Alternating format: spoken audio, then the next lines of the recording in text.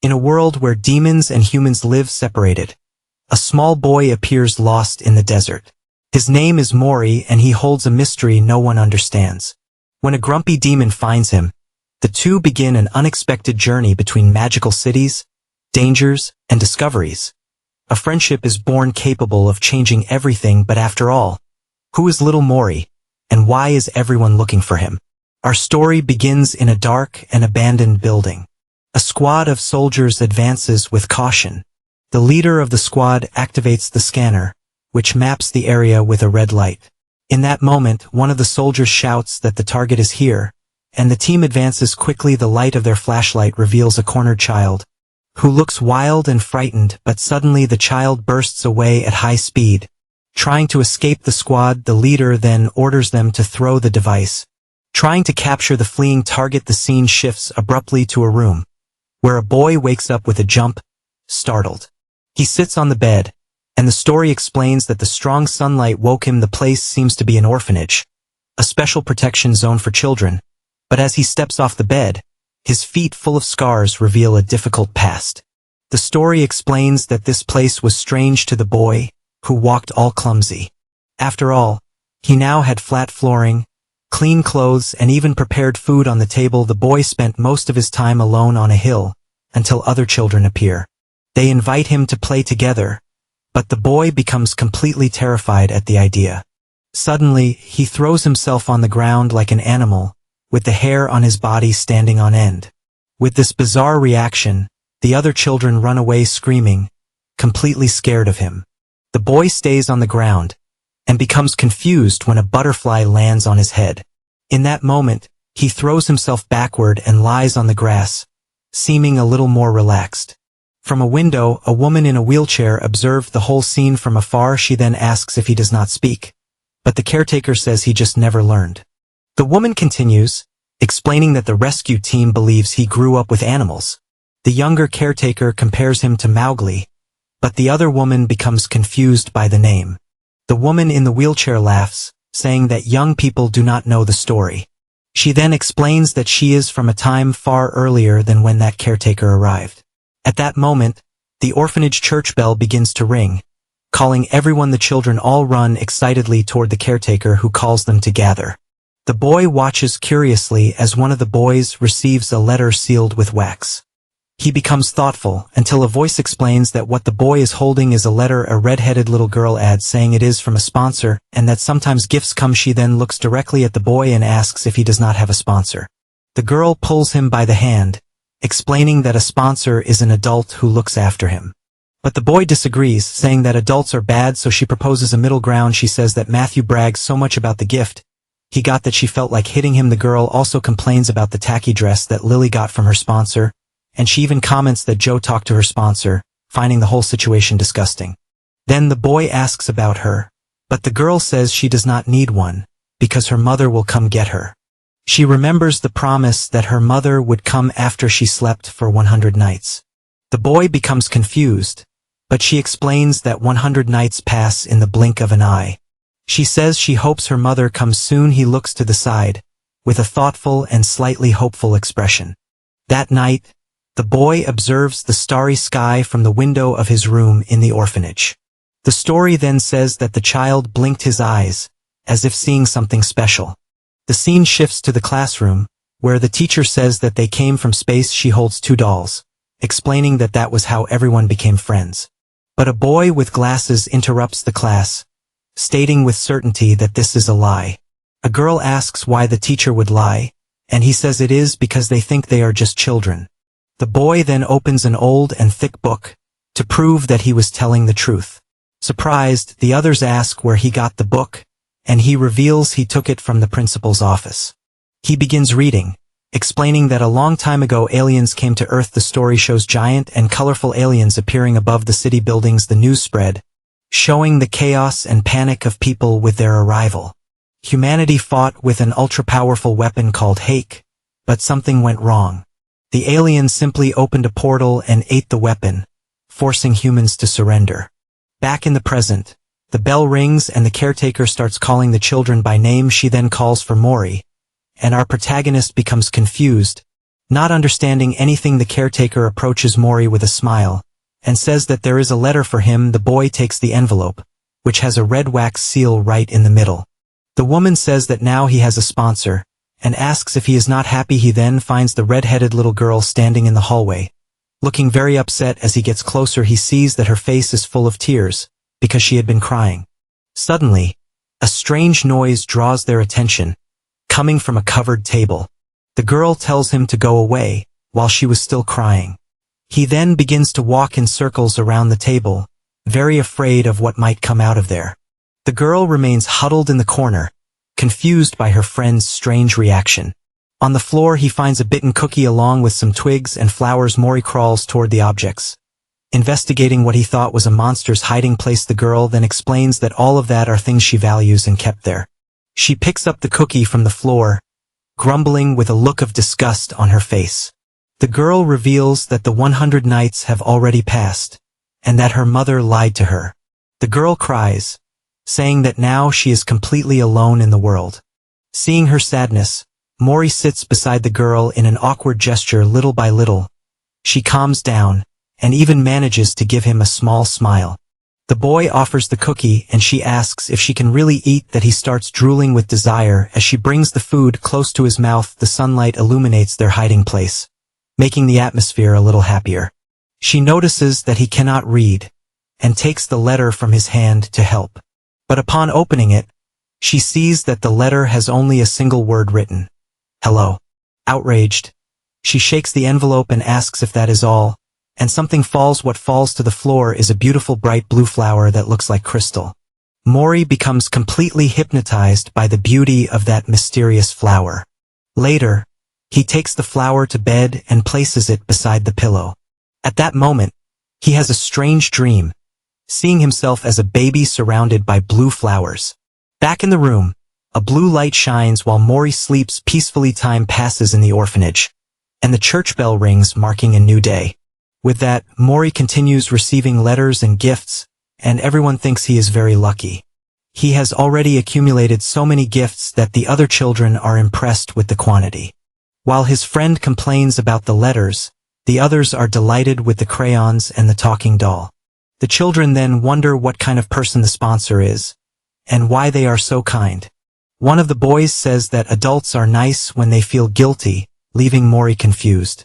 Understanding nothing, Mori tries to eat the crayon, and his friend screams for him to stop now.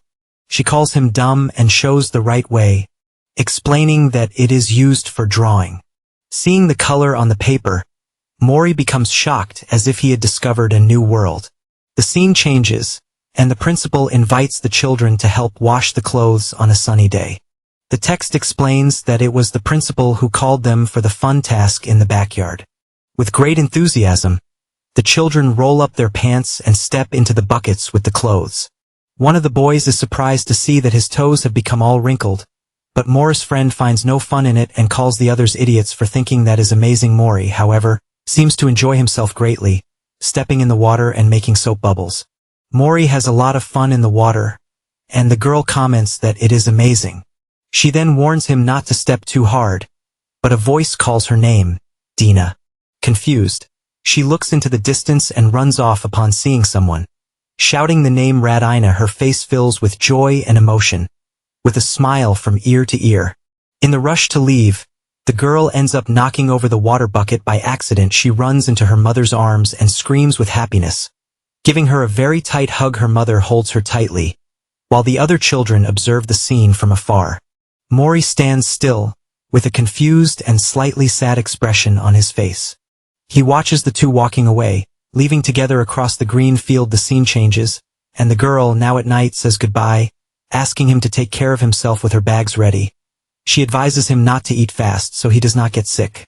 She then offers her bag and her shoes, saying she will give everything to him. The boy looks at the shoes, and she tells him to wear them so he will not walk barefoot anymore. Suddenly the girl hugs him with all her strength, shouting his name very close. She whispers in his ear that he must be happy. That night, Mori sleeps with a smile, remembering his friend's farewell hug. He recalls the scene of her leaving happily with her mother over the hill. At that moment, all the orphanage children said goodbye, waving to the girl who was leaving. The story shows that the boy returned to sit alone on his usual hill, but even with the absence of his friend, the story explains that he did not feel lonely. That is because the letters and gifts from his sponsor were always by his side, the cloak was warm, and the crayons and the talking doll were very fun, and the affectionate letters always came with a nice scent of fragrant wildflowers. Besides that, the bright blue flower always came along with the simple messages he received. With all that, Mori looked at the horizon, thoughtful about who sent so many gifts. He remembers the friend's questions, whether the sponsor felt guilty about something, and he also recalls his friend's joy upon finally finding her mother. A light then shines in his eye, as if he had had a great idea. The story says that the child wondered if this mysterious person could be someone special. It was then that he asked himself if the sponsor could be his own mother. Decided, Mori packs his things in the bag his friend gave him, ready for an adventure. He looks one last time at the orphanage and says goodbye from afar, waving to the sky. Then he takes a step and begins walking, until he finds an abandoned railroad track wearing the shoes he received. He sets off on an unknown path under the starry sky. The story explains that he is going on a long journey to finally meet his mother. The scene changes, and he seems to have found a barn to spend the night with some animals. When he wakes up, a calf licks his face, and the story says that the child awoke. The train he boarded without thinking was already taking him on a long trip to see his mother. The locomotive releases smoke as it travels through a rocky and endless desert. When the train finally stops, Mori steps down and his feet sink into the hot sand. He stands still, waving at the train as the machine goes away and leaves him behind, now alone. The boy looks around, lost in the middle of that immense desert. The camera pulls back, showing how small he is in that desolate landscape. With firm steps, he begins to walk through the sand, moving forward. Mori is walking alone on a solitary journey through the desert. Suddenly, Mori hears a sound of falling rocks and hides to see what it is.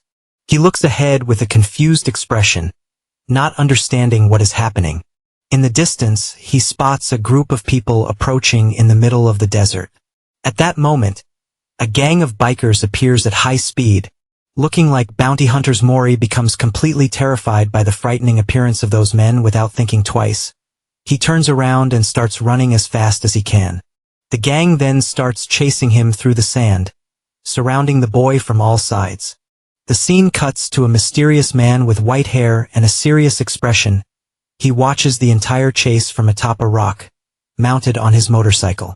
The bandits surround Mori, and one of them asks what that thing is, thinking the boy is strange. Another questions how that can be human, since he is too small and weird.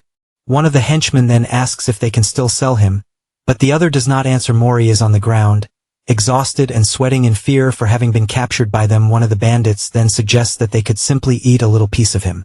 He says that nobody would notice and that they could pull off just a leg since he is small. Suddenly, a giant monster lands on the sand, raising a huge cloud of dust with the impact. He glares at the bandits and asks who said they could touch the boy freely. One of the henchmen becomes terrified and stammers an apology to his boss. The boss grumbles that something that size is not even good for a snack, but then he notices something. Mori stays on the ground, just watching all the confusion without understanding what is going on. At that moment, a shot hits one of the bandits directly, with a burst of green energy. The others are shocked, wondering what kind of that was that glowed. Suddenly a super technological motorcycle appears on the horizon. Coming at high speed, the monster shouts that it is a rider, and tells his men not to panic, because it is just one. Even with the warning, the henchmen start shooting desperately at the motorcyclist. But the rider dodges all the bullets with impressive skill, without being hit. He maneuvers his motorcycle and fires back, hitting the enemies with red lasers. Seeing his men fall, the boss becomes furious and curses the motorcyclist with great hatred. He then charges toward the rider, ready to attack at full force.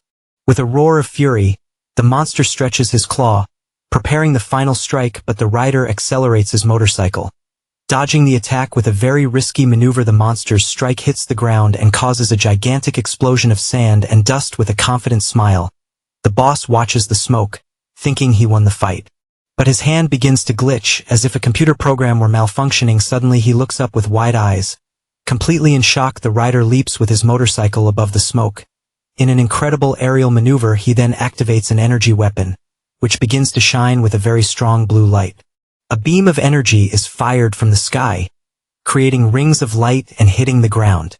Mori curls up, protecting himself from the wind and dust. The explosion caused the rider lands his motorcycle with a stylish skid, leaving a trail of energy on the ground. The dust clears, revealing a huge crater where the bounty hunters once were. Sitting on his motorcycle, the rider complains that they did that again in his territory. Mori stands right in front of the motorcycle's tire, looking up scared and confused. The mysterious savior turns, and his yellow eyes shine toward the boy. The rider becomes intrigued, wondering what the hell that tiny child is doing there. Mori glares at the rider angrily, but trembles with fear because of the danger. The motorcyclist notices his fear, and his floating robot assistant appears beside him. The artificial intelligence scans Mori, showing that he is scared and nervous. The rider crouches, and the little robot explains that he is a human baby, leaving the biker thoughtful. Suddenly the rider's mask opens, revealing a demonic and smiling face. He greets the little boy saying hello with an energetic and cheerful voice. Mori is left speechless. With a drop of sweat sliding down his frightened face, the rider tells him not to worry, and introduces his robot friend, named Aya. With a bright smile he offers to take the lost boy back home. Mori's eyes shine, full of hope and admiration for his savior. The rider then asks the little boy to follow him, and begins walking through the desert. Mori follows him, and the demon gives a gentle smile, happy to have helped. But alone the rider reveals an evil grin, wondering what to do now. He thinks that although eating humans is not illegal, it is a social taboo to do so. The demon then calculates the price and says that even if he is small, he still brings good money. He thinks about selling him alive to the caverns because some lunatic might want him as a toy. In this he notices the boy's clothes and thinks that at an auction they would fetch good money. But Mori pokes him, and the rider asks the little one to wait a bit, sounding a bit impatient. He then realizes there is something on the boy's clothes, a strange and glowing symbol. Upon recognizing the symbol, the demon becomes terrified, sweating cold in pure fear. He changes his attitude instantly, and says with a laugh that wow, it's already getting late. The rider apologizes, saying that he is a very, very busy guy indeed. Already on the bike, he asks if Mori knows how to return on his own, and celebrates the positive answer with that. The demon speeds off and disappears on the horizon, leaving the boy behind. He looks back while accelerating, fleeing that place as fast as he can. The rider keeps sweating, thinking that that was the symbol, and that he almost ruined his life. His robot then teases him, saying that this is chickening out, but the rider tells him to shut up. He clears his throat, saying that the scare dried out his throat, and the robot offers a drink. The demon grabs the bottle and thanks him, still recovering from the huge fright he had, but upon drinking, he chokes, as if there was something very wrong with the drink. Somehow, Mori clings to the rider at high speed, leaving the demon in a panic. He screams, asking when and how the boy got on the bike. Completely desperate, the rider keeps riding and yelling for him to get off, but the boy won't let go. In his desperation, he loses control of the bike and the two tumble badly in the sand. The scene darkens, and sometime later, the demon finally opens his eyes, a bit dizzy. He wakes with a headache and grumbles, seeing several papers scattered on the ground. Confused, he sees that he is covered with the boy's cloak and other things from his bag. The rider keeps sitting, trying to understand what happened after the motorcycle accident. In this, he picks up one of the sheets and wonders what that is, seeming like a letter. Mori then appears from behind the paper, with a worried and slightly scared expression. The rider jumps in fright and screams because he thought the boy was sleeping, but then the robot explains that it covered him with the items and made a fire to warm him. The robot says that he seems to need hydration, and the rider agrees to drink water. Mori then gets up and walks back to the fire, leaving the demon watching. He grabs the canteen to fetch the water, and the rider just watches him, feeling awkward, but Mori trips on a rock and ends up throwing all the water into the rider's face. The demon is drenched and speechless, his eyes wide in total shock. Mori becomes terrified, his hair all spiky. Thinking he made a huge mistake in this, he runs and starts gathering his things, and the rider realizes it was him all along. The demon's eyes widen and he stares at the boy with a very serious expression. Mori hugs his things, trembling in fear of the rider's possible reaction. The demon then recognizes the seal of the letter, and is certain it is the symbol he feared. The story explains that it is the symbol of one of the 7 fingers, the beginning and the end of the universe. Threatening a bearer of that symbol is like signing one's own death sentence. A bloody image shows the eye of a creature with the symbol carved into its pupil. The writer swallows hard, wiping the sweat from his neck because he knows he got himself into trouble. But even with all the danger, the story explains that the writer was still thoughtful. He looks at the boy who seems like a kind of silly and helpless human in the middle of nowhere, and he also notices the symbol engraved on most of the items the boy carries. The writer then remembers the papers, which are so expensive they're worth a month's food. He also notices that the ink on the letter seems to have been written with great care. With an evil smile, he realizes he can earn a great reward if he delivers the boy, but then the robot warns that the battery is running low, and the writer tells him to go rest. The robot disintegrates and returns to the weapon, and the writer continues his journey with the boy. He then turns to the boy and asks if he understood the plan, with a snap of his fingers. The demon says that saviors like him are rare, and that the boy was very lucky. He continues, saying that he is the only one who knows the area well, and can guide him safely. To prove his point, he points to some lizards crying over a grave nearby. The writer starts to explain that, when they reach the destination, he will. But the boy gets distracted by something on the ground and moves away, leaving the demon talking to himself. Annoyed, the writer scolds him for not paying attention while he is speaking. Mori then shows what he found, a giant blue beetle that he is about to eat. The demon stays silent, completely shocked and speechless at the scene. In a panic attack, he grabs the boy and yells for him to spit the bug out right now. The writer lies exhausted on the ground, crawling in despair because of the boy's actions. The writer yells at Mori, saying that eating something like that could kill him instantly. He then holds the beetle and shows it, explaining that the blue legs indicate poison. The demon continues the lesson, speaking of mushrooms and scorpions that are also dangerous. Sitting in the sand, he asks if the boy understood, and Mori nods yes. The writer sighs in relief, thinking that now he wouldn't have any more problems with the boy. But right after, he sees Mori trying to fiddle with a giant and dormant security robot. And then the boy tries to touch a huge carnivorous plant that emerges from the sand. To make things worse, Mori almost drowns in quicksand, covering himself in mud. The demon screams desperately for him not to get upset, because the boy is all shiny and clean. Exhausted, the writer throws himself on the ground, wondering what the hell he is doing with his life. Later he wakes up and sees Mori drawing near the fire, very focused. The writer sits and asks what the boy is drawing with such attention there. Mori shows the drawings, babbling things the demon cannot understand. He then notices a strange name written on a box, and wonders if Mori is a name. The writer grabs one of the drawings, and asks what that black thing Mori drew is. Mori points to the drawing, and the demon asks if that is supposed to be him. The writer is shocked and incredulous to learn that the drawing is a portrait of him. With a drop of sweat on his face, he holds the paper and analyzes the boy's drawing. The story explains that the writer stared at the drawing for a long time. After all, that was the first time someone had taken the trouble to draw him. The robot reappears and says that the writer seems to be in a good mood, leaving the demon embarrassed. The artificial intelligence then describes itself, and gives 50 points to Morris' observation skill. The writer then turns to the boy with a serious and slightly emotional expression. He says that the boy should draw him in a more impressive way, and shows how to do it. We shift scenes to the writer in another place. Standing on a rock, he throws a device into the air and continues his demonstration. He then says that as soon as they cross that hill the journey will be near its end, but Mori has already run ahead, and the writer yells for him to listen to what he is saying. Irritated, the demon threatens to leave him behind if he doesn't hurry and walk together. But something catches the writer's attention, and he stops talking, with a confused expression. Mori finds a strange creature, and the writer wonders if it is a wild animal. Suddenly a bigger beast appears and attacks the smaller creature, throwing Mori away. The monster's claws catch fire, and it attacks with a flaming strike. The attack creates a gigantic wall of fire, which spreads across the entire area. The writer is shocked, his mouth open in awe at the power of that beast. The intense flame keeps burning, turning the desert into a true inferno. With his weapon in hand, he yells at the boy, asking what the hell he is doing.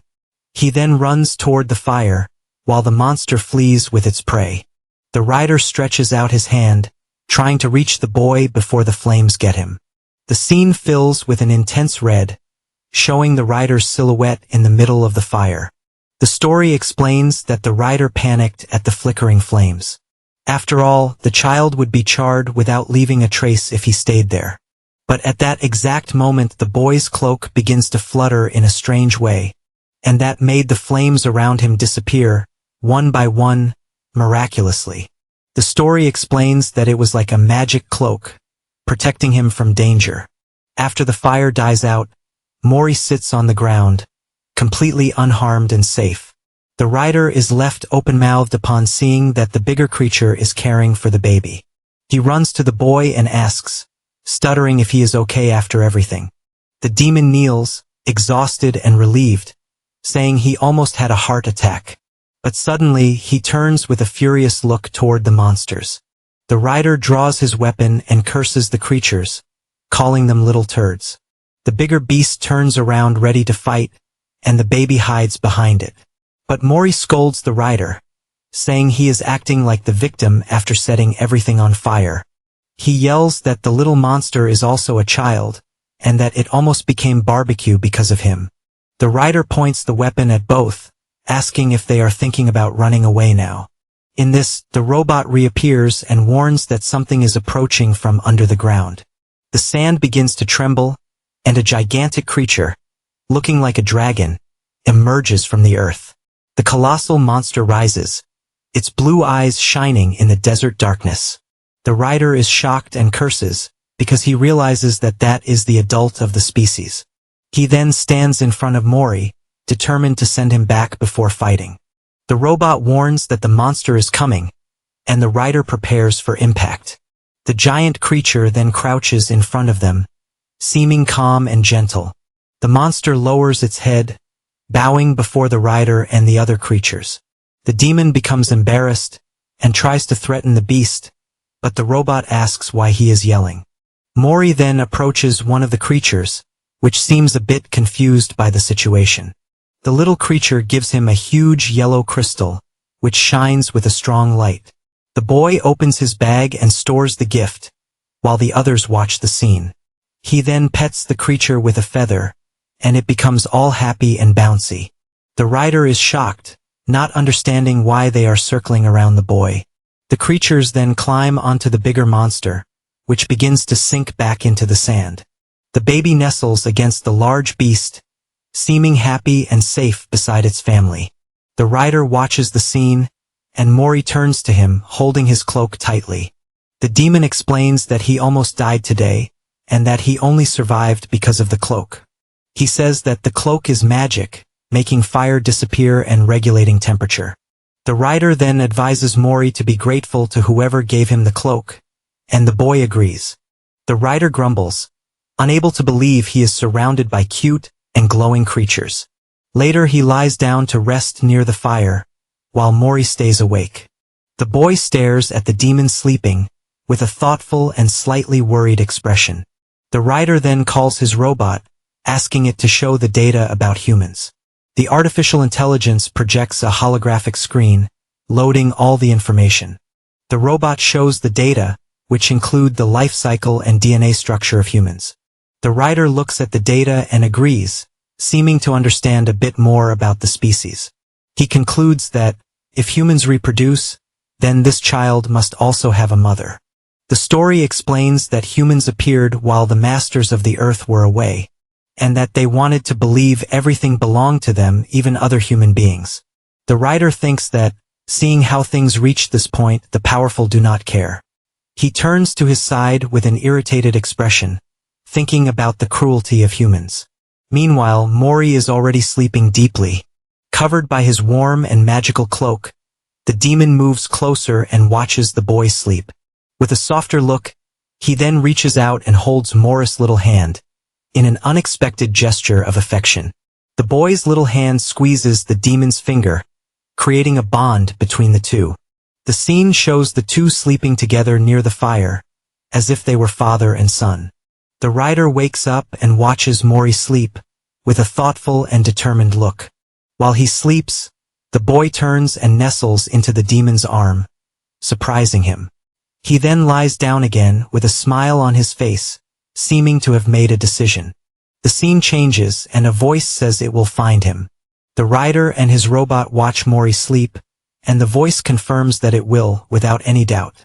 The scene changes again, and Mori wakes up lying in a lush and peaceful green field. He sits on the grass, looking around, confused by the sudden change of scenery. The boy looks at the sky, and then at the field, trying to understand where he ended up. Suddenly, he widens his eyes upon seeing something approaching from afar. The camera focuses on Mori, who seems sleepy and with his face crumpled from so much sleep. The writer holds him and asks if he woke up, while riding the motorcycle through the desert. He points forward and tells the boy to take a look at what is coming. The scene reveals a giant city, surrounded by imposing rocky canyons. Upon arriving, Mori is impressed by the food and the bustle of the city. The place is built in the middle of a canyon, with bridges connecting the cliffs. Suddenly a group of demons surrounds the boy, saying he is the cutest thing. They introduce themselves and ask how the little one is doing, all enchanted with him. Mori gets embarrassed, while the demons comment on how small and adorable he is. The writer then picks him up and yells for them to get out, saying it will cost them dearly. He grumbles that Mori stands out more than he expected, and the robot agrees. They enter a kind of bar, and the writer walks through the place with the boy in his arms. A woman named Valentine approaches, and asks what is going on with the writer. She asks when he decided to raise a human, and the writer warns that he is not food. The demon then shows the letter and asks if she has ever seen that symbol anywhere. She explains that the symbol is used as payment, and that they are probably in the city. The writer is shocked and asks where they are, and Valentine says it is right there. The woman then strokes Mori's hair and comments that the man she saw also had black hair. Valentine asks why they would come here, and the writer asks for accommodation for 50. The two start arguing about the price, and the writer yells that 35 is enough. Irritated, Valentine stands up and says he will not fool her again like last time. She grabs his face and makes a counteroffer, saying it is take it or leave it. Defeated, the writer throws the money on the table, and the other demons laugh. The robot suggests selling a battery, but the writer says it would be a waste. He then gets irritated at the idea of selling the boy's things and letting him go hungry. Mori hands him the crystal, and the writer asks Valentine how much it is worth. She recognizes the object and reveals that it is a Tomas stone. Leaving the writer surprised with a single touch, the woman breaks the crystal into 3 pieces easily. The writer is terrified by what she did, with his hair standing on end from fright, but she asks him to calm down and tells him to look closely, because the crystal fixes itself. Valentine explains that it fixes itself, feeds on light, and glows in the dark. The writer asks if it is expensive, but she says it became so popular that it has no value anymore. He grumbles and gives the stone back to Mori, saying that was what he thought too. Writer drops the stone on the floor, and it rolls and stops near another person. The boy then walks toward whoever picked up the crystal without any fear. He and the mysterious creature touch the stone at the same time, creating a moment of connection. The boy sits down, and the masked demon watches the little one with curiosity. The creature reveals itself with a frightening appearance, but it seems gentle near the boy. With wide eyes, the masked demon says that the boy is adorable. He then starts playing with Mori, lifting the boy by the ribbon of his hood. Suddenly the creature grabs the boy tightly. He opens a magic portal and pulls Mori inside, with several hands grabbing him. The boy rubs his eyes and sees the masked demon watching him from the darkness. Mori is terrified, with a drop of sweat running down his frightened face. The creature then vanishes into the shadows, taking the boy away from the bar. Left behind, Mori begins to cry and scream in fear in the middle of the darkness. He keeps crying, with tears running down his face, feeling alone and lost. The writer hears the crying and turns around, with a shocked and worried expression on his face. The rider looks around and wonders where Mori went, somewhat concerned. He yells the boy's name, wondering where that kid went now. One of the demons grumbles, while the masked creature disappears behind a curtain. The masked demon looks back, as if hiding something important. The rider jumps to his feet, with an expression of anger and despair on his face. He runs to the curtain and yells for the creature to wait, trying to stop it from fleeing. The robot begins scanning the area, and the rider yells for him to stop for a moment. He reaches out his hand, yelling once more for the creature to stop, but it is too late. The masked demon jumps off the bridge, disappearing into the dark abyss of the canyon. The rider stands at the edge, shocked and confused by the creature's sudden escape. The masked demon looks up, with a defiant and mysterious gaze. The robot says it detected a life form in the creature's pocket, and the rider becomes furious. He then orders the robot to fly up to block their path, and the little one floats. The rider begins running across the bridge, chasing the kidnapper with all his speed. The robot flies, searching for a way to intercept the masked demon. The robot begins scanning the city with its sensor glowing green. The sweep maps the entire canyon structure, showing the bridges and passages. The holographic screen displays various data, analyzing obstacles and possible paths. The robot reports that it found 14 possible routes for the chase. It calculates the target's speed and direction, and concludes that they are on Route 2. The artificial intelligence initiates navigation, and the rider shoots after the kidnapper. The robot warns that there are stairs ahead, and the rider goes down the steps quickly. Meanwhile, the masked demon hides behind some barrels, trying to throw him off. The rider continues the chase, running across the dark bridge with great determination. The robot guides him, telling him to take the left bridge, and the kidnapper makes a detour. Nearby, a street artist shows his masterpiece, a sand self-portrait. The rider runs by and destroys the sculpture, not even realizing what he did. The artist begins to cry, seeing his half-year artwork destroyed in seconds. The robot then lands on the ground, indicating that the target changed route again. The robot warns that it switched to Route 11, and the rider jumps to another path. The masked demon runs, looking back to see if the rider is still on his tail. Mori, inside the bag, struggles and trembles with fear, trying to escape from there. The robot warns that they are approaching the destination, and the rider speeds up. He then reaches a place that looks like a portal, with a golden light in the back. The rider jumps to another rock, using the canyon paths to take a shortcut. But he reaches a dead end, and wonders if the robot is being serious. The artificial intelligence then shows the target on the map and yells that it's now. The rider throws himself off the cliff, using a hook to swing to the other side. He lands hard on the ground, rolling a few times before managing to get up. The kidnapper turns and is shocked to see that the rider managed to reach him. The creature turns and tries to flee again, but the rider is getting closer. The demon then summons his bike from the sky, which falls on top of the kidnapper. The bike lands on the ground, and the rider approaches the fallen and cornered enemy. The masked demon asks who he is and why he is chasing him like that, but the rider ignores him and yells for Mori, asking if the boy can hear him. The masked demon mutters something, and the muffled sound comes from inside the pocket. The robot scans the voice, trying to identify whose sound it heard. With 98% certainty, it confirms that it is Mori, and the rider yells in anger. He demands that the creature return his human, but it pretends not to understand. The kidnapper says he doesn't know what he's talking about, with a calm and cold voice.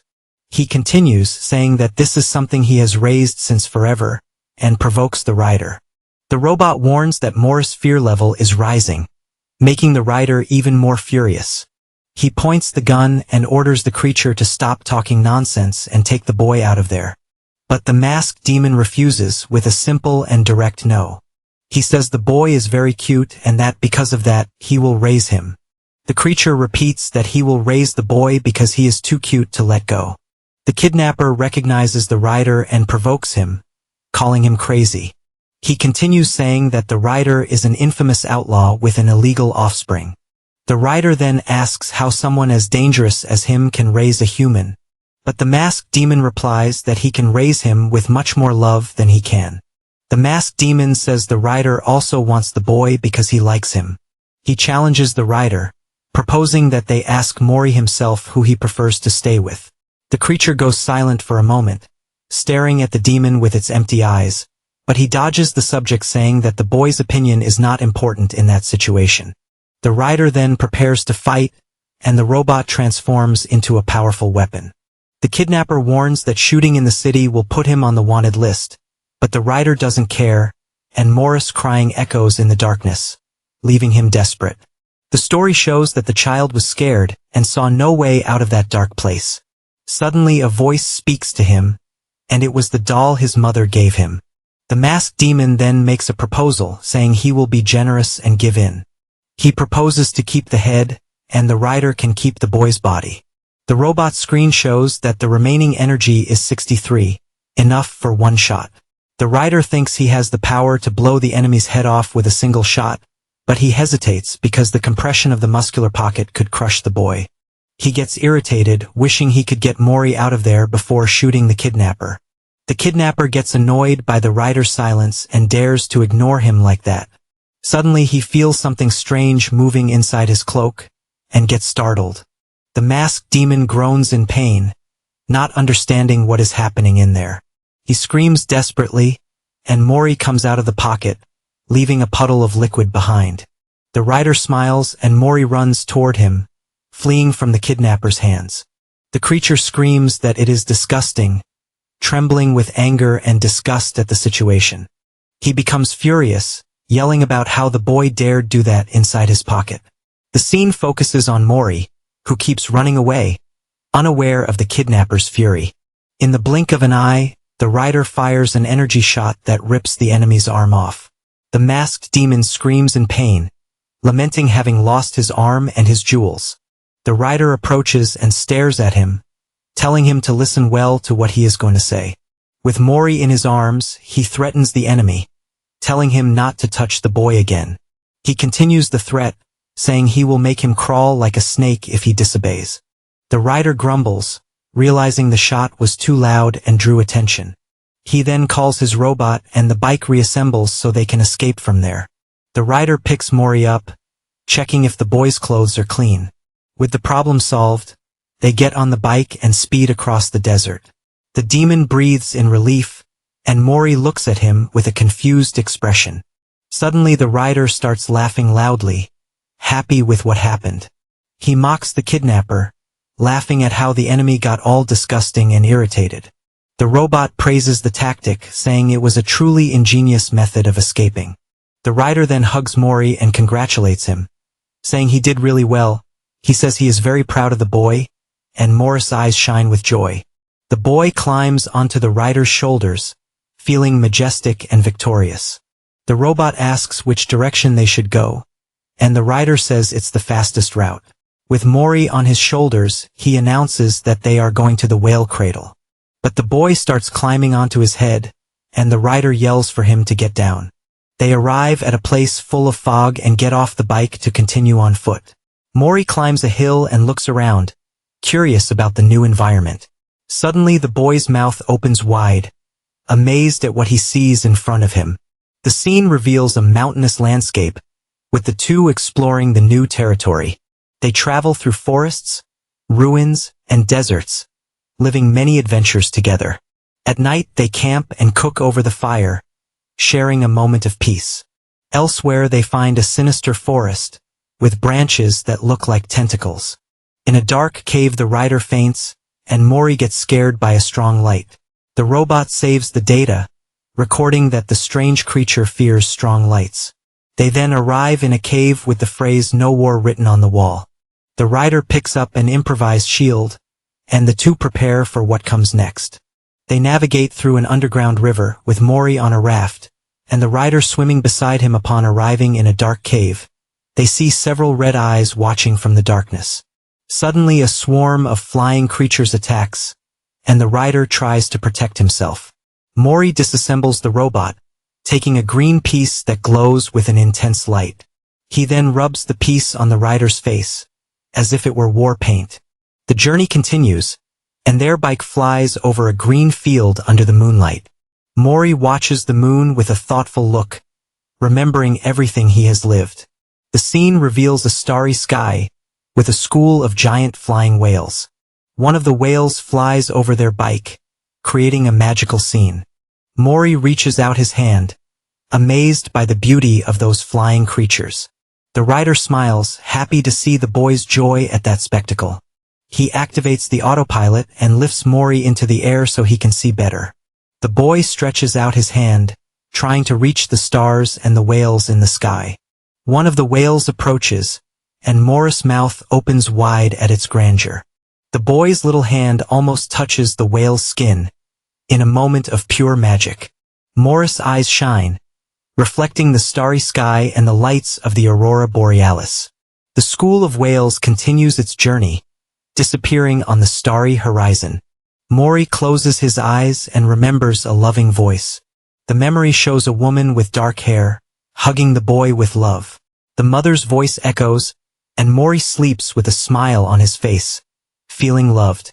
He wakes up startled in the rider's arms, confused by the dream he just had. The demon notices he woke up and holds him tighter, continuing the journey. The rider blames the robot for how it drives, but the boy sleeps peacefully. The robot defends itself, saying it was being careful and that the autopilot is great. The artificial intelligence teases, and the rider gets irritated, remembering he was the one who created it. They arrive at a place covered in snow, and the rider gets off the bike to analyze it. He looks at the frozen landscape and comments that that place hasn't changed at all. The robot suggests they walk in silence, because the night creatures might wake up. The rider tries to show something to Mori, but the robot interrupts him, saying no. The artificial intelligence then pauses, as if about to say something important. The robot asks if the boy isn't too equipped, since he has a super protective cloak. The rider jokes, saying it would be fun to roll him up like a ball, but the robot calls it abuse. He insists on the joke, but Mori gets confused, not understanding what is happening. The scene changes, and the robot creates a hologram of a snow-covered mountain. Suddenly the robot warns that something is approaching them at high speed. The rider is shocked by the speed, which the robot reports as 491 kilometers per hour. The demon looks back, tail swaying, tense with the approaching threat. A shadowy image of the rider appears, with his tail swaying in a threatening way.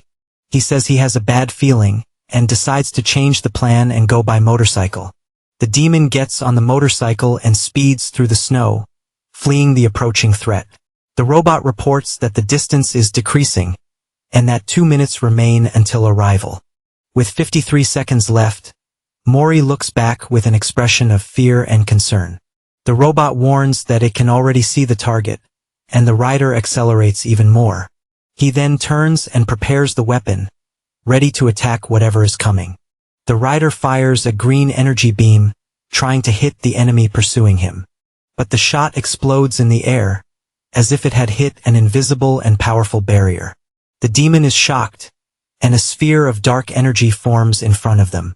The snow begins to be sucked into the sphere, which turns into a black hole. A mysterious figure emerges from the snow, wearing a white overcoat and a black hat. Mori is frightened, with a drop of sweat sliding down his innocent face. The figure stares at the rider, with an imposing and threatening presence in the blizzard.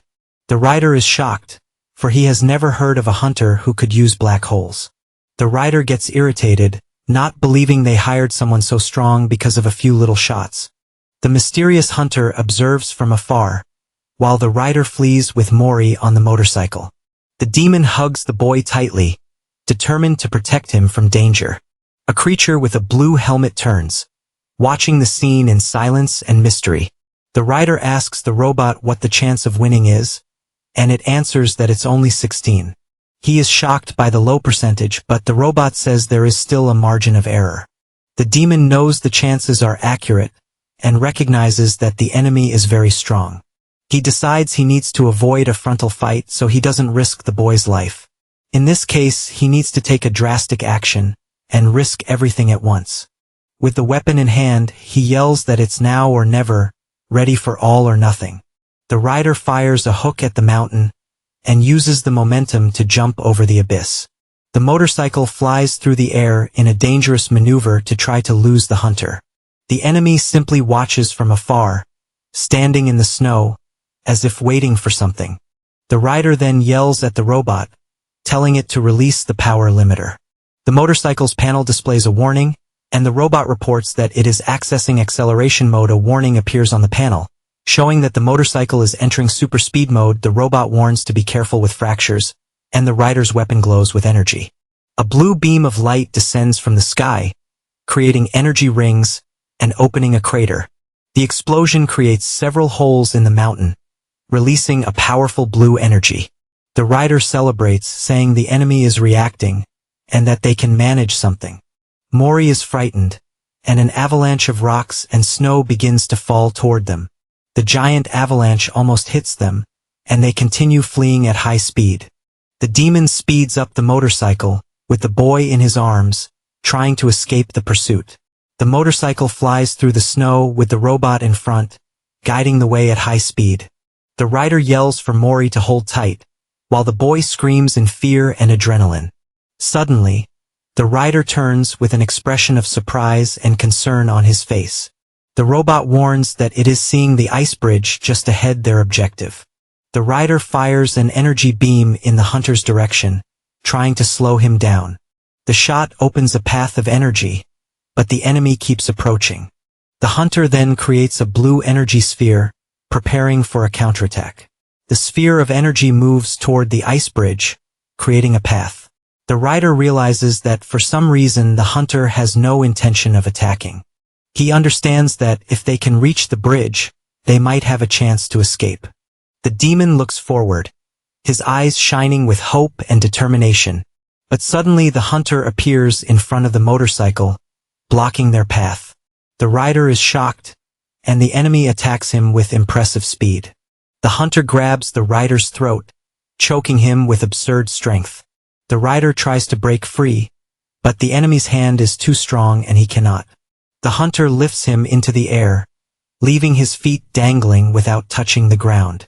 The hunter continues pressing the rider. The figure then approaches Mori, who is curled up and frightened on the ground. The hunter stretches out his hand, ready to grab the defenseless boy on the ground. Mori stares at him with eyes full of tears, scared of what might happen. Suddenly the hunter notices something and turns.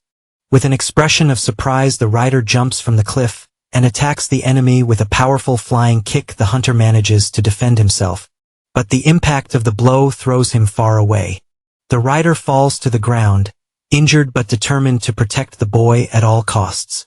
He stares at the enemy and asks if he doesn't know that place with a defiant look. The scene shows the broken ice bridge. With the two staring at each other from opposite sides, the hunter advances, ready to continue the fight against the wounded demon. Suddenly a giant flying whale emerges from the snow. The hunter throws the rider toward the whale, using the demon as bait. The robot warns that it is retrieving the motorcycle, while the hunter watches the scene. The creature shakes its head, as if disappointed. Mori wakes up and calls for the rider, with the robot floating at his side, worried. The rider opens his eyes, dizzy, and wonders if he fainted during the commotion. The robot explains that it was lack of air, and the rider asks how Mori is. The artificial intelligence praises the strategy, saying that waking the whale was a good idea. The rider stands up and asks where they are now. Looking around, confused, he looks at the landscape with a serious expression, trying to recognize the place. The scene reveals a floating city, with a giant black sphere in the middle of it. The robot reports that they have arrived in the city, the final destination of their journey. Mori points to the city, amazed by the sight of that floating place. The rider asks if they should go to the entrance, but the robot advises him to disguise himself. He then pulls off a piece of hair from a dead creature to use as a disguise. The demon adjusts the fake hair, preparing to enter the city without being recognized. He calls Mori, and says that everything is fine, ready to start the new phase of the mission. But Mori gets confused, not understanding why the rider is wearing that weird hair. The rider gets confused, not understanding why the boy is acting that way. Mori starts running in circles, and the rider asks what came over him all of a sudden. He picks the boy up and yells that it's him, the rider. But Mori remains scared. The robot explains that he does not recognize him because of the hair. Leaving the rider irritated, the artificial intelligence then suggests a solution to that unexpected problem. The robot places itself on the boy's head, and the two hide under the cloak. The rider then puts Mori on his shoulders, and the three become a bizarre figure. They walk through a giant hallway, and the robot complains that the two are noisy. Upon reaching the end, they find a reception, and a voice says, "Hello." A creature without a body welcomes them and asks how it can help them. The robot reports that they are there to find Patch, the owner of the symbol. The rider reaches into the boy's pocket to get the letter, and he groans in pain. The robot then hands over the envelope with the seal, proving that they have permission. The receptionist creates a hologram and asks which of the symbols they are looking for. The rider is shocked, for he did not know the insignia could be used by several members. The robot wonders which one they should go to. Not knowing which to choose, he looks at the hologram, trying to identify which of the locations is the correct one. Mori then rummages through the bag. As if searching for something important inside, he takes out the blue crystal flower and offers it to the receptionist, somewhat shyly. The flower glows with a blue light, seeming to hold some special magical power. The receptionist turns, as if she recognized the object the boy showed. She then says that there is only one person they can go to with that item. A portal opens in the middle of the room, revealing a path to an unknown place. The robot wonders what that is, and the rider says it looks like a portal. The two look at each other, and the rider touches the portal with his hand, feeling the energy. The receptionist tells them not to worry, for they will get there either way. The rider then enters the portal, crossing the dark barrier cautiously.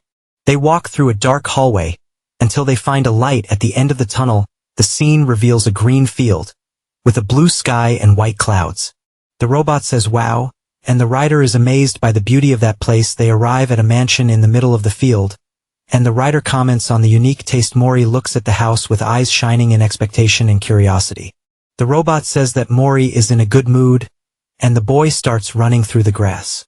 They reach the mansion's gate, and the rider removes the fake hair. Preparing to enter, he warns the robot and Mori to stay close, for it may be dangerous inside. The rider tries to find the doorbell, but does not know where to press to open the gate. Mori approaches the gate and sees an open window on the second floor of the house. A woman with dark hair appears at the window. The boy widens his eyes, as if he recognized the person he had been searching for. He smiles with a spark of hope in his eyes, and runs toward the house. Mori slips through the bars of the gate and runs into the garden, leaving the rider behind. The demon yells for him to come back, and the boy enters the house through the open window. The rider panics and starts shaking the gate, yelling for them to open the door. Mori lands on the wooden floor and finds himself in a long hallway lit by sunlight. He walks down the hallway, and the door at the end opens, revealing what is inside. Mori looks ahead, his eyes shining with expectation. As he enters the room, suddenly a creature appears and sees him. It asks who he is. The strange creature also seems confused by the visit. The boy gets a drop of sweat, while the creature asks how he got in there. They get startled by each other, and Mori hides, for the creature says it was not expecting guests. The boy then remembers the smell of the blue flowers, which makes him feel something special. He turns suddenly, as if he had an idea to solve the situation. The creatures try to stop him, asking him to wait, but Mori does not listen. He runs through the hallway and opens a double door at the end, determined to continue. Carefully he peers through the crack of the door, curious to see what is inside. His eyes shine with a purple reflection, amazed by the scene he finds. The room is dark, but several golden eyes shine in the darkness, watching the boy.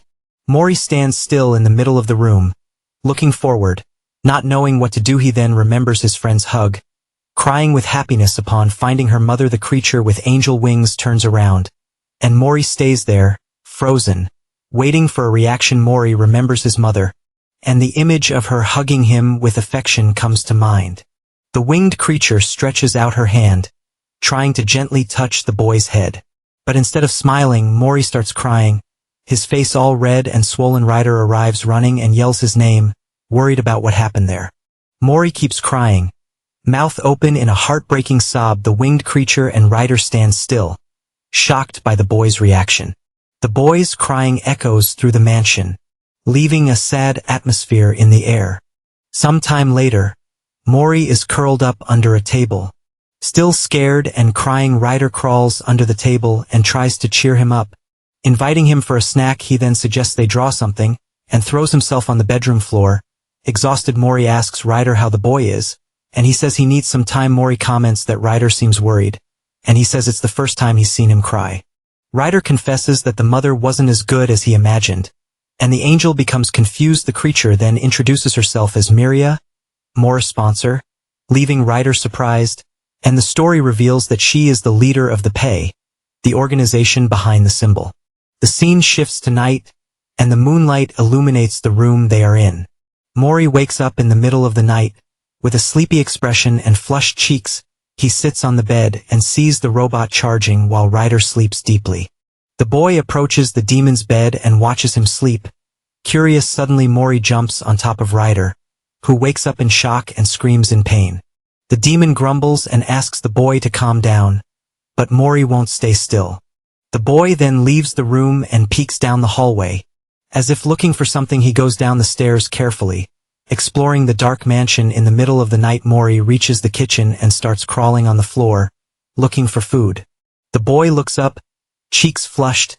Smelling something tasty, he climbs onto a chair and sees a basket full of green, glowing fruits. Ryder appears and encourages him to try one, saying it's super rare and delicious. Mori tries to grab a fruit, but the basket is too high and he can't reach it. He then uses a chair to climb onto the table and finally manages to grab the fruit. The boy is happy for reaching the fruit. He looks toward the door and sees a strange creature with glowing eyes. Miria grabs a flashlight and walks through the dark library, searching for something. She has long white hair and dark skin. With a serious and mysterious look, the creature begins to sense someone's presence, and goes to check. The presence was Mori, who was wandering around. The boy is distracted by a fruit on the table and becomes confused by the situation. He turns around and runs into Miria. Suddenly several red lasers cut through the room, almost hitting the boy and the creature. Miria becomes terrified, eyes wide in pure shock and fear. She runs and hides behind the door while the lasers continue attacking. One of the fruits falls to the floor, rolling across the dark and silent room. Mori crawls on the floor, hair standing on end, scared by the fruit. Miria looks to the side and sees several fruits scattered across the floor. She picks up the fruit and hides behind the wall, curious about the boy. Mori is behind some crates and ends up falling asleep from exhaustion on the table. The woman watches him from afar, with an expression of pity and a touch of sadness. She approaches and leaves the fruit near him, like a silent offering. The fruit rolls across the floor and wakes Mori, who jumps up, startled. He looks at the fruit on the floor and follows its trail with wide-open eyes. The fruit keeps rolling, as if guiding him somewhere. Mori reaches out, trying to grab the fruit that lured him out of hiding. The woman watches from the darkness, surprised by the boy's reaction. The boy then grabs the fruit and bites it eagerly. He then runs out, clumsy, trying to take a few more fruits with him. Meanwhile, Miria watches everything and throws another fruit to the boy. The little boy doesn't notice anything and keeps chewing the fruit, very satisfied. Miria focuses her gaze on him, her eyes shining in the darkness. Then Miria hides behind the door, spying on the boy without making any sound. The scene pulls back, showing the empty room with the starry night through the window. Then we see the kitchen, with fruit remains on the floor marking someone's passage. Lying on the floor, one of the siblings whispers to the others to stay quiet so they don't wake him. But the other, very curious, suddenly appears shouting that he also wants to take a look. One of the siblings wonders why the kitchen is such a mess like that. Then little Mori runs and clings to the leg of someone who has just arrived. He then looks up with a cute face, seeming very surprised by the visitor. It was Ryder, and his robot warns that little Mori needs to wash his dirty face. The little boy remains clinging to his leg, with no intention of letting go of his friend.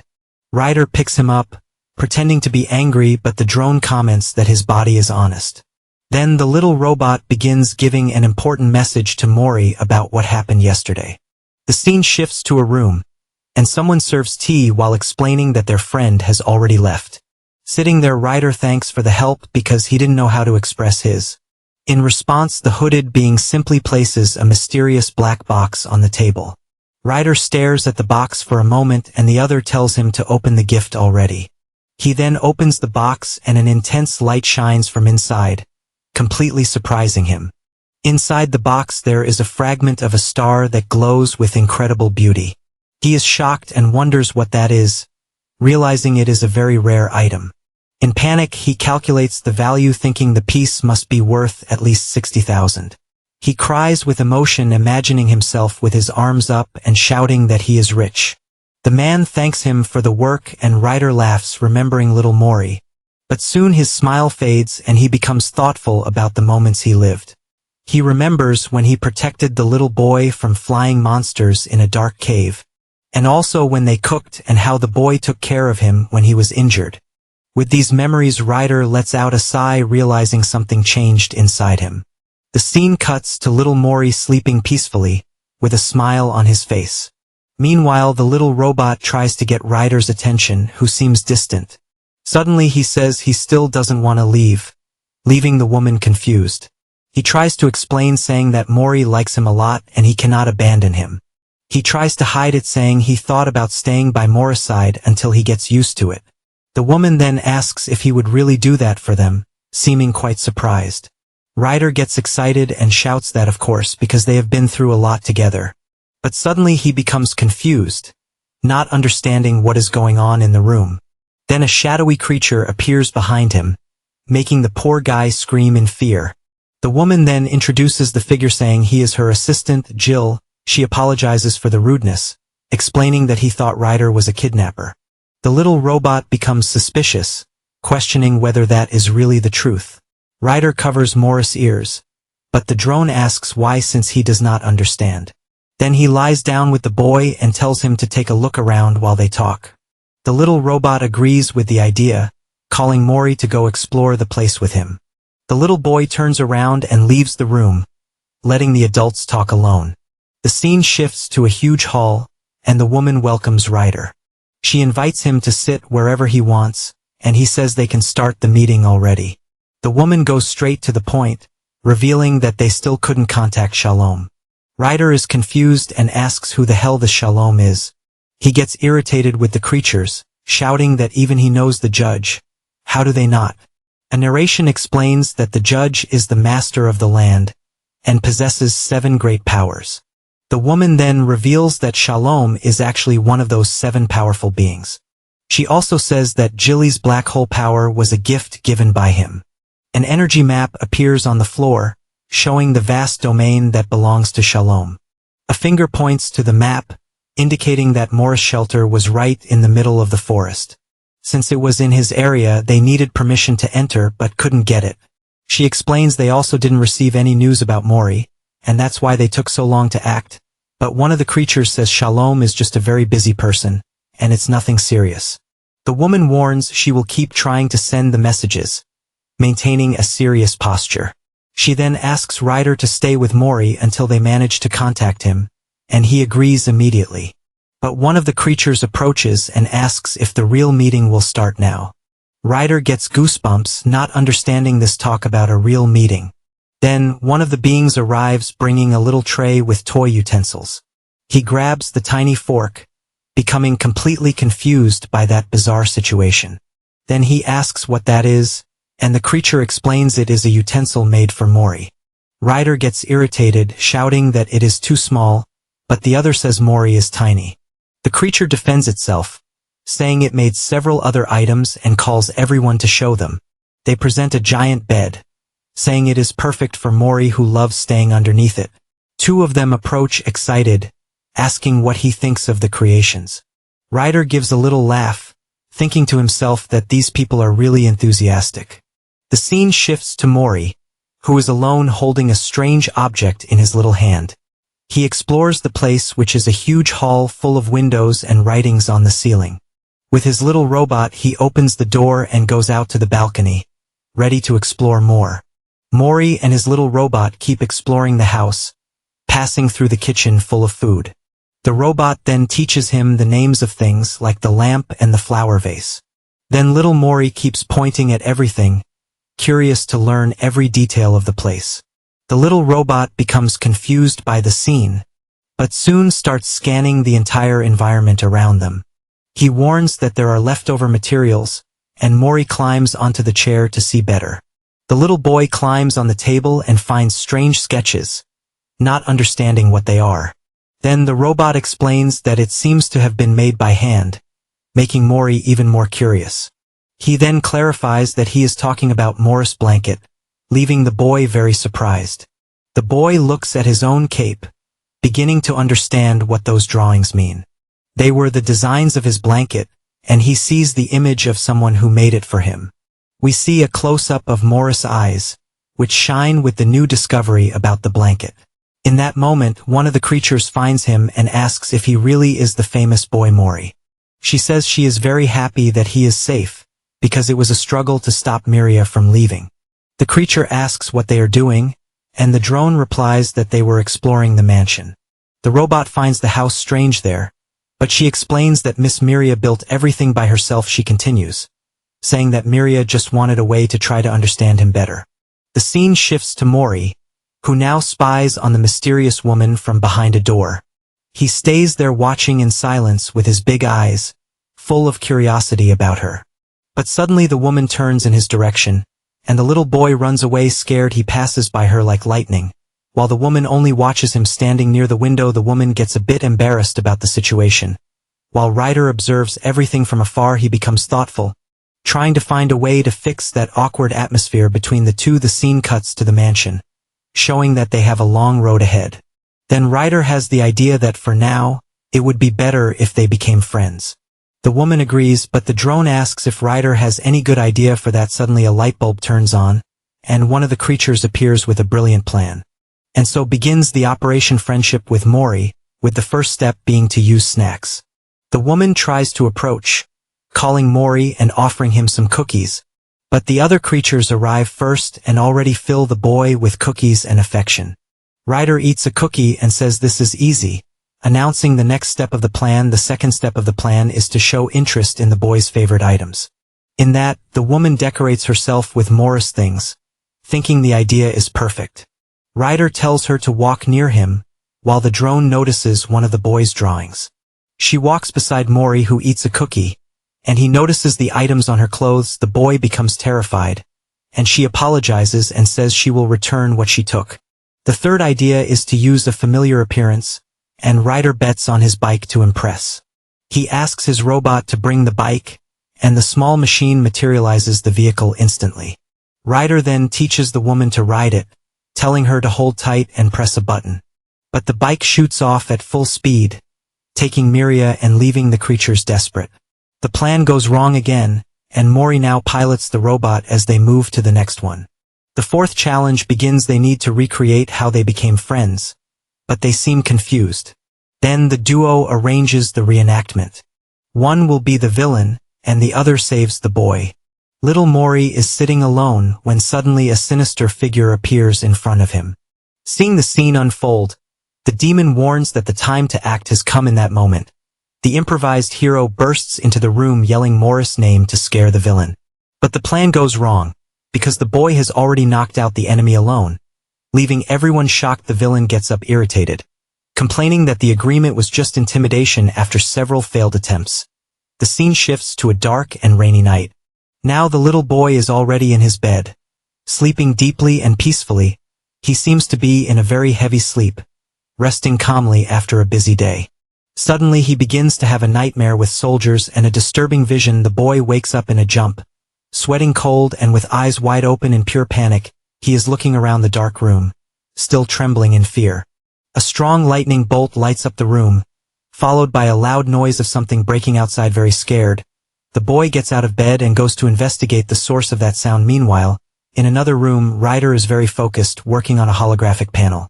The little boy walks alone through the dark hallway, passing by an old clock and a window. He curls up in fear, trembling while hugging his own body to feel safe. Then he sees a light coming from a half-open door and decides to peek carefully. Inside, he finds Miria relaxing in a rocking chair in front of the fireplace. The woman seems very calm, with a serene smile on her face, enjoying the warmth of the fire. The little boy hides behind a bookshelf observing the books scattered on the floor. He finds a book about observing children and does not understand anything he is reading with great caution. The boy decides to approach from behind the chair, walking very slowly, but suddenly the boy becomes completely paralyzed with fright. And then he finally manages to place himself on Miria's lap. On her lap, the boy was still a little scared. Miria hugs him, and little by little his fear begins to fade, now calmer. Mori looks up with his big eyes, full of curiosity. The boy then nestles into her lap, feeling a familiar and comfortable scent. Miria continued sleeping. While the boy was on her lap, he settles into her arms, feeling totally safe and protected there. In that moment, the little one lifts his head and stares at the figure with his bright and curious eyes. His huge eyes reflect the firelight, while an idea begins to form. In that moment, he understands everything and thinks that that figure is like a mother to him.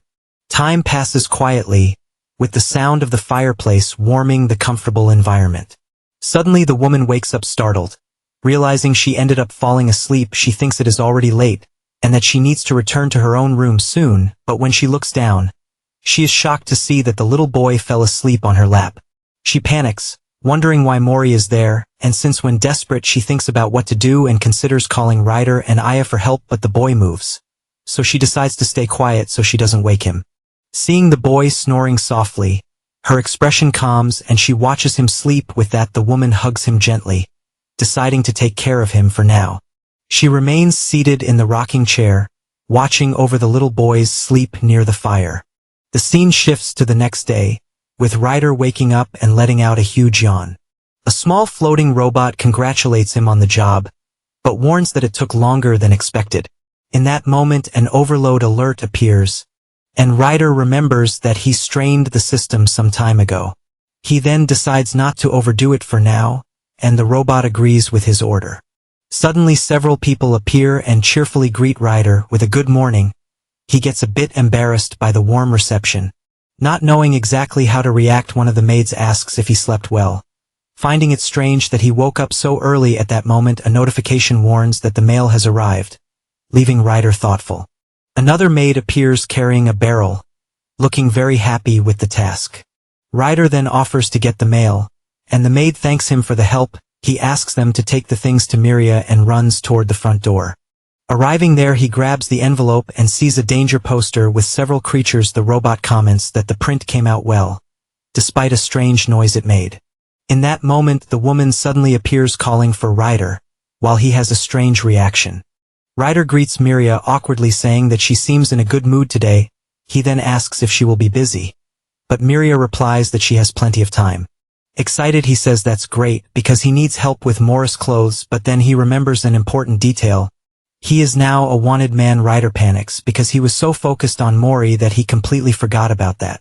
Miria then suggests that they get ready to go out, making the demon even more nervous.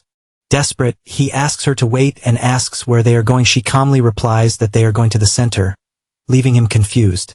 Ryder begins to sweat cold, asking if she is talking about the city center. With a huge smile, the woman confirms that yes, leaving the demon terrified.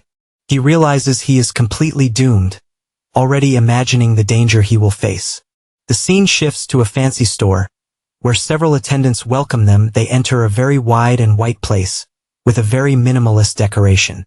Ryder asks what place this is, and she explains that it is where she has her clothes made. An attendant shows a virtual model, warning that they can test and modify it on the spot. The attendant explains that since they make custom clothes, the client needs to go in person. He says that human clothes are rare, so he preferred to leave the work to real professionals. Mori gets a little scared, but the strange beings say they already expected that. In that moment, the attendant reveals that she has already received instructions and shows several treats to him. Morris' eyes shine immediately, completely enchanted with all those delicious things. Ryder scolds him, saying it is dangerous to act like that, but Mori was already being taken away. Miria goes after Mori. Ryder is shocked to see a portal. Thinking that rich people are different, he then asks his robot where the cameras are. Beginning to analyze the place, the robot warns that scanning is difficult because of the strong security measures in the place. but she detects one lens behind him, two in front, and guards outside. He begins to think about what to do, considering staying quiet and just going back to the mansion later, or he could simply pack his things and leave that dangerous place. Suddenly, the curtain opens, and little Mori appears in a bear costume with honey. Ryder finds it extremely cute, but the robot asks why he seems so irritated. The robot asks why she is crying, and Miria covers her face, moved by the cuteness. She then gets an idea and shows a new look on the panel, asking what they think of it. In that moment, little Mori appears in an angel outfit, looking like a true work of art. Miria is left breathless with so much cuteness, and the robot comments that it seems she really liked it. Excited, Ryder tells her to let him try too, thinking he can do even better, and the result is Mori dressed as a rocker, with a leather jacket and a skull motorcycle. Ryder celebrates, but the robot says the two have no sense and that now it's his turn. With that, the boy appears in a futuristic outfit full of lights and a technological helmet. Everyone is impressed, and the robot says it turned out perfect and that they can continue now. Miria then picks up the little one in her arms, looking very happy with the choice. Ryder also holds Mori in his arms, who takes the chance to eat a delicious cookie. But he remembers the wanted poster and yells that it wasn't really his fault. He tries to justify himself, saying that he shot the city because Mori was kidnapped. Then he turns to Miria, saying that he has something very important to say now. Ryder gathers his courage and decides that he will reveal everything at once. No more excuses. He remembers the kidnapper asking how someone dangerous like him could raise a human. That question left him thoughtful, with a very serious and slightly shaken expression. Suddenly a voice warns that the guides will help him find the way out. With that, Ryder begins to sweat cold, realizing he is being kicked out of the mansion. He looks at Miria and then at Morris' bag, completely without reaction. Ryder tries to change the subject and asks about the letter she wrote to Mori, wanting to know what it meant. Miria then turns to him with a serious posture. Seeming to think about the answer, she then hands him a photograph, leaving Ryder totally confused by the gesture. He looks at the image and sees only a green field with a blue sky, and something small on the hill. Miria explains that the thing in the photo is Mori, leaving Ryder shocked by the revelation. She then says that, as usual, she was analyzing some documents and received a letter from Shalom. The scene shifts to the past, showing that she thought it was a pamphlet and almost ignored it, but the paper begins to shine and she decides to take a look at what was inside. In that moment, a strong light transports her to a green field, completely surprising her. She then realizes that it was a video, and sees herself in the same place as the photo she showed. In the video she spots the orphanage and then something small on the hill, not understanding what it was, but looking more closely, she notices someone sitting there on the grass. It was little Mori, and the sight of that cute child left her completely stunned. She becomes amazed, thinking how something could be so round and perfect like that. The video then ends, and she explains that that was exactly what she thought at the time. Miria holds the photo gently, remembering that first moment when she saw him. With a small smile she turns to him, finishing the story of how everything began. She then explains that they filmed from afar because Mori was scared of the camera and was looking at an ant. Ryder asks if the story isn't a bit boring, but she says no, leaving him embarrassed. He stays silent for a moment and thinks that this is a good beginning for them. He then grumbles, comparing himself to someone else, but doesn't finish the sentence. The scene returns to the store, and an attendant suggests a type of fabric for Morris' pants. Suddenly the lights go out and Miria apologizes, saying she will turn them back on now. In that moment, a very strong light illuminates Morris' face, leaving him completely paralyzed. His eyes widen in panic, while sweat runs down his frightened face. He then stares at a giant ring of light on the ceiling. Surrounded by scary statues, the boy becomes terrified, as if he were reliving a very deep trauma. Without thinking twice, he turns and starts running desperately to get away from there. He shoots toward the exit, trying to escape that place as fast as possible. Ryder and Miria have no idea what is happening, completely surprised by the boy's reaction. The little one runs past a tall and shadowy figure, without even looking back. But in his haste, he ends up tripping badly and falling hard onto the stone floor. Fallen on the ground, he looks up with an expression of pure terror on his face. The figure is revealed, and it was just one of the attendants with a lamp head. Seeing the scene, Ryder runs shouting Morris' name, desperate about the situation. The robot shouts, warning that if Ryder goes out now, he will be discovered, but he doesn't care about the warning, and shoots outside, running through the futuristic city with a serious face. He only thinks about reaching Mori before something bad happens. In that moment, a city security drone appears, doing its routine patrol. The robot's light turns red, indicating that it detected an intruder in the perimeter. The reflection in Ryder's eye shows that he realized he was spotted by security. Suddenly, Miria grabs him from behind, pulling him with surprising strength. She then holds him and extends her hand. Seeming to use some kind of power, the scene shifts to a cosmic space, with Mori floating among magical blue flowers. Back in the store, Ryder shouts Morris' name, who finally wakes up from the trance. Worried, they ask if he is okay, and if he hurt himself anywhere during the fall. The robot warns that his pulse is racing, while Ryder examines him desperately. With his eyes full of tears, little Mori begins to cry, unable to stop. Using her power, Miria transports all of them back to a safe and dark place. The scene darkens, and the image shifts to his tiny hand holding one of the letters he received. Back in the room, the little boy now sleeps peacefully, with both of them taking care of him. Miria becomes thoughtful, and comments that the problem doesn't seem to be just because of the light. Ryder agrees, explaining that the light from his weapon is much stronger, and never caused this. The robot reminds them that even when Ryder set everything on fire, Mori didn't have this reaction. She then reveals the reason they use more candles than electric light in the mansion. She explains that it was because of the records, which said that Morris' friend used candles. The robot confirms, showing that Mori reacts to spotlights, and Ryder remembers the cave. In that moment he realizes that the store light was also a very strong circular beam, right? Miria becomes thoughtful, understanding that the circular light was the cause of all the panic. The scene changes, and we see the trio researching ways to help Mori with his trauma. They gather to read a book, trying to find a solution to the little boy's problem. Meanwhile, little Mori stays on the floor drawing, completely unaware of all the confusion. At night, the maids take Mori to a dark room, carefully surrounding the boy. The boy sits on the floor, and the servants prepare a shadow play for him to watch. Then the robot begins telling the story of the three little pigs, starting the show. Little Mori pays close attention to the story, his little eyes shining with curiosity. The story continues, saying that in the forest also lived a very clever wolf. The wolf then watched from hiding, while the pigs built their own houses hidden. Ryder observes the whole scene with a little smile, finding the situation funny. The scene changes, and he asks what a shadow play is. Not understanding the plan, Miria then explains that they will start with a square and safe beam of light, and little by little they will switch to circular light while Mori gets distracted with the play. Back at the theater, the little boy watches the play, seeming much more comfortable now. The light becomes circular, with Ryder and Miria making the shadows of the wolf and the little pig. Thus they create happy memories, and Mori is left with his eyes full of emotion. The robot then stops the reading, and says that he has one more thing to show. He reveals a drawing that Mori made of the three of them, looking like a family photo. The little machine remembers when he drew that, and becomes a bit embarrassed.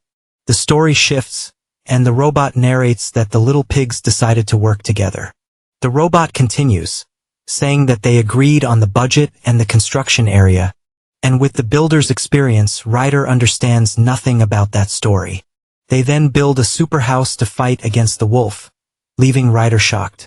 Mori is left open-mouthed, totally impressed with the twist in the story. The little boy then lets out a delighted laugh, having lots of fun with the play.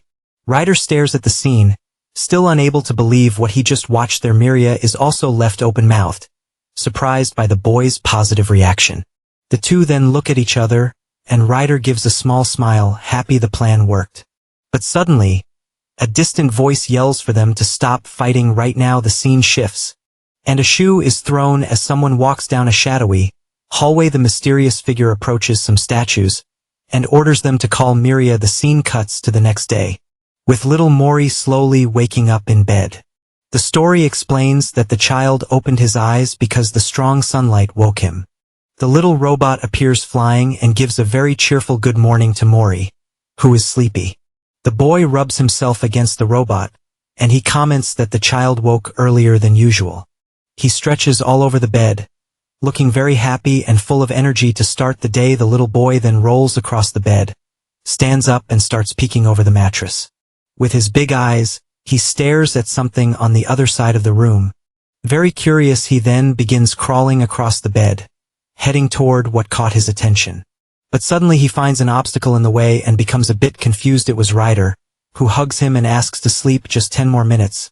Very sleepy, the little one then gets off the bed, letting the demon rest a bit longer in the room. He goes to the door and Ryder wakes up grumbling, not understanding what's happening. With his yellow boots, the little boy leaves the room and begins exploring the hallway. The maids find him and ask if he slept well, worried about the boy. One of the servants gets startled and warns him that it's dangerous to run around alone. But he doesn't listen and opens a door. Entering an unknown room of the mansion, he reaches his tiny hands out and finds Miria, who welcomes him with open arms and a smile. The story explains that it has been a month since the child began living there in the mansion. The scene shows his little feet covered in flour, indicating that he got into trouble. He then throws the flour into the air, making a huge mess and having fun with it. One of the maids screams in despair, because she had just cleaned that entire hallway. The little robot then asks Mori if he is hungry, and the boy nods his head. Suddenly, several maids appear at the door, shouting if he is really hungry. The robot then activates a filter, and the boy begins to glow, looking irresistible. Seeing that scene, the servant becomes shocked and wide-eyed, not knowing what to do. Without wasting time, the head maid begins chopping vegetables at an absurd speed. She then prepares an incredible meal, with a presentation worthy of a king. Then, several spoons fly toward Mori, who opens his mouth to eat everything. Satisfied and full, the little boy floats around the room. All happy and relaxed, the mysterious figure approaches, and Mori faces her with his face dirty with flour. She then takes him to the sink and holds him to wash his face carefully. But she pours too much water, and the robot complains that she's washing him like laundry. After the bath, the little boy peeks through a door and sees Miria working at the desk. She looks like a true goddess, with a radiant aura and elegant posture with shining eyes. Mori becomes enchanted by her beauty and dedication. Ryder arrives and praises the boy, calling him a very diligent and studious student. The scene shows Miria and Mori sitting on the floor, surrounded by drawings and books. Ryder then asks what the two are doing, and she explains that they are copying words, but the robot warns that all the drawings are wrong, leaving Ryder embarrassed. Miria defends the drawing, and the robot says her judgment is also being influenced. The little boy then grabs the book and the robot offers to read the story to him. He begins reading about a phenomenon called pyrop, and the boy pays close attention. Ryder explains that he already talked about that before but doesn't know all the details.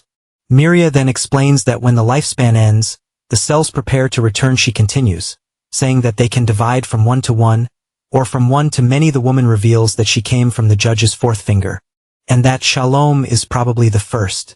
She then smiles and asks if the explanation isn't a bit difficult for Mori. The two observe the little boy, who glows with a yellow light, looking focused. Suddenly a person enters the room shouting, with a panicked expression. It was one of the servants, yelling that Mori was scribbling on the wall again. He then hands a cloth to the boy and tells him to clean the whole mess himself. With her eyes full of tears, the maid mocks him. Thinking he wouldn't cry, Miria scolds him, and Geely warns that he will tell everything if he doesn't stop disobeying. Suddenly a notice says that the mail has arrived, and Ryder yells that he will get it. He shoots down the hallway, leaving Miria surprised by his speed and excitement. The woman stands still in the hallway, not understanding his reaction. Ryder then returns with a golden envelope, all sweaty and happy for having helped. She thanks him, and he replies all embarrassed. Feeling like the hero of the day, he then comments that, luckily there wasn't any wanted poster with it. Miria calls him, and he replies all awkward, stuttering a hi. She then asks if they can talk a little. With a serious and somber voice he becomes tense, with a drop of sweat running down, not knowing what to expect from the conversation. Ryder starts freaking out, wondering what is happening, and if he saw something wrong. He follows her down the hallway, thinking if she noticed something suspicious about him. The demon then decides that it's better if he talks first, before the situation gets worse, but she interrupts him and tells him to look at what she has in her hand to show. Miria reveals that it is a stone that opens the judge's chamber door. Ryder is completely shocked and speechless, With his eyes wide in surprise, she then explains that she finally managed to get in contact with the judge. Ryder becomes paralyzed, with rain falling in the background, reflecting his despair. He stutters the judge's name. Sweating cold with pure fear of what may happen, the demon wonders if she reported him, and how long she has known everything. But Miria surprises him, asking if he has ever thought about joining her organization. He becomes completely confused. Not understanding anything she is proposing, she notices the confusion and asks if it was too sudden. Leaving him embarrassed, Miria then explains that she asked the judge to make Mori an official member of the group. She continues, saying that although she has no news from Shalom, they will probably like it. Ryder yells for her to wait, and the woman explains that this way she can protect him too. He then asks how long she knew, and Miria reveals it was from the beginning. He asks why she let a fugitive enter, and she says that Mori depended on him. She continues, saying she could overpower him if something happened, and he agrees awkwardly. Miria then recalls the story of how he met Mori, and he becomes thoughtful. Ryder understands that getting rid of the person would be easy, but wouldn't solve his problem. She then holds his hand, in a gesture of trust and partnership between them. The woman says that life may be less exciting, but she still wants him to stay. With a sincere look, she asks him to stay with them to take care of little Mori. Miria then suggests that he seriously think about it. Leaving the decision to him, the demon looks at her from the side, and agrees to think about the proposal. A bit shy when leaving the room, he finds Mori sleeping on the floor and asks why he is there. He then picks the boy up, and the robot asks why he is staring at him. The two little robots float around, asking why he has that expression. The robot asks if something good happened, and Ryder yells that no, completely embarrassed. He then straightens Morris' clothes, preparing him for an important event. The demon says he looks tidy, and the boy says he tried hard to make a good impression. The scene changes, and the maids gather around Miria. All nervous and anxious, Mori approaches Ryder, who is sitting on the floor, looking a bit tense. The demon stares at him with a serious look, as if he were about to say something important. Ryder then calls Mori, who turns immediately, paying attention to his friend. He offers to take care of the boy's bag, and picks the object up to take a look. He takes the crystal out of the bag and warns that he cannot go with the boy. Ryder then places the necklace around Morris' neck. With a very serious expression, with a smile, he says that he will be nearby. Trying to reassure the boy, Mori holds the crystal tightly.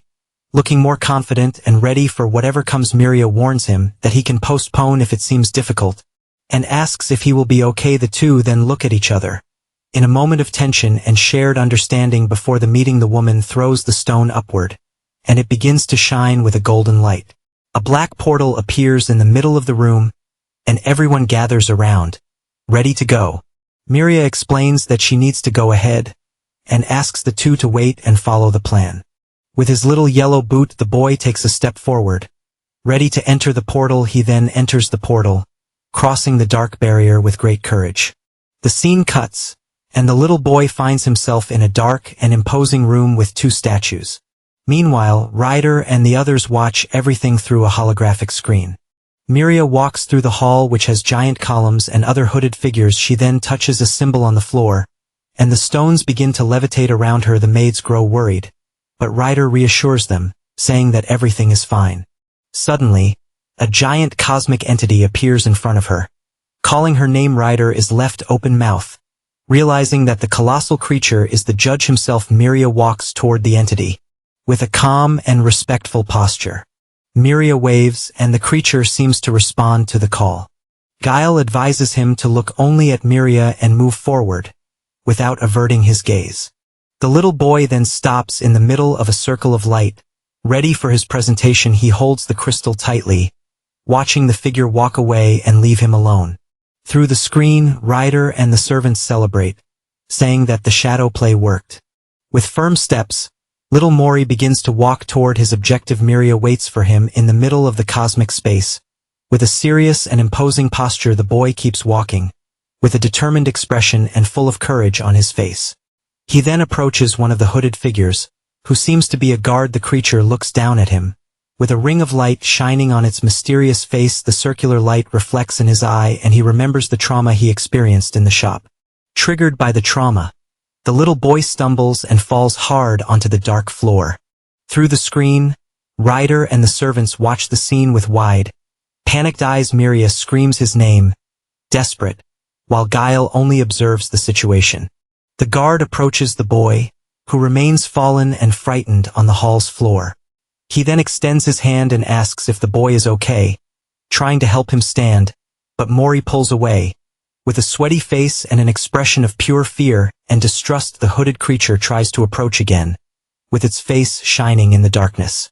Miria notices something wrong and yells for him to wait, trying to stop the contact. The ring on the guard's face begins to shine with rainbow colors, looking distorted. Miria warns him not to touch the boy, but it is already too late to intervene. In an act of desperation, Mori bites the guard's hand with all his strength. The creature screams, asking what he is doing, and orders him to stop that now. The guard screams in pain, while Mori keeps biting with a wild rage. Seeing the scene, Miria stretches out her hand, preparing to use her powers and intervene. She then creates a small black hole, ready to resolve the situation at once. One of the statues warns that using that power inside is not allowed. Suddenly, an invisible force pulls Miria away. Without giving her time to react, the scene cuts, showing the boy being struck by a beam of golden energy. Ryder and Miria stare wide-eyed, shocked by the power of the entity. Little Mori then faints, with his crystal necklace shining intensely. He is sucked into a portal, disappearing into the darkness of the hall. Miria watches the scene powerless, while the boy is taken far from her. With a sweaty face, she laments what happened. Feeling guilty for the situation, the judge then announces that the situation needs to be explained. With an imposing voice back at the mansion, Ryder shouts in outrage, calling all that a great absurdity. Miria faces him with a serious expression and repeats the word absurdity. She explains that they think Mori is unstable, and that the fault may be hers because of that decided to keep him in the judge's territory. And Ryder becomes enraged. Miria remains silent, with a sad look, seeming to agree with the decision. She remembers the scene of Mori biting the guard, confirming the boy's instability. The memory of the guard appears, and Miria wonders why the search team is there back in the present. She faces the judge, not understanding the reason for that meeting. The scene cuts, and one of the creatures questions how a human managed to get there. They do not believe that a child of that age could have traveled alone. Meanwhile, the servants ask what Ryder is seeing, and he explains about the judge. Miria faces the entity and asks them to be honest about what is going on. The creature then accuses her of having sent a servant to take the boy from the shelter. Miria is shocked and denies it, shouting that Mori left the shelter on his own. The judge questions how such a small child managed to cross the border. She then reveals that she made special clothes for him, and that is why he managed to pass. The entity asks if she did it on purpose, and Miria yells no, not at all. She defends herself, saying she only wanted him to grow up healthy and protected. Miria explains that she sent a servant to look for him, since she had received no news for months. She continues, saying that a traveler brought him to the city, without giving more details. The creature then asks where this traveler is now. Miria begins to explain, with a serious and slightly nervous expression. Ryder follows everything through the screen, with a worried look at how things are unfolding. She reveals that the traveler is no longer in the city, making the situation more complicated. The judge asks if there is no way to prove it, and Miria confirms that there is not. With no way out, the entity then reminds them that the traveler lost sight of the child in the city center, and that the boy was almost kidnapped by a citizen, which left him very frightened. The creature continues, saying that he used force and could have gotten hurt. Miria admits she was careless, feeling guilty for everything that happened. The judge then decides that the human does not qualify, and must be sent back. Miria tries to argue, asking them to take the child's emotional state into account. She screams, saying that the human area is different, and that he would not survive. The creature then asks about the human, and what he can do to fend for himself. The judge questions whether Miria also thinks he cannot communicate properly. She then defends Mori, saying that he can express his emotions clearly. The entity says it will consider it, and that the judge will prioritize his happiness after the tense meeting. Miria prepares to leave the judge's chamber, very tired, but suddenly a shadowy voice calls her, coming from a dark and mysterious mist. The scene shifts, and she floats through a cosmic space with cities hovering in the background. A powerful voice declares that that is an order from the judge, and the scene focuses on her and Mori. In a vision of the past, she offers a book to the little one and hugs him tightly. The voice asks whether she will endure the end. Since they do not live forever like she does, the memory then reveals Miria crying as she embraces a person with white hair. So that's it guys. If you like the works we bring here, don't forget to leave a like and subscribe to the channel to support us. That way we can bring more videos to you. See you next time.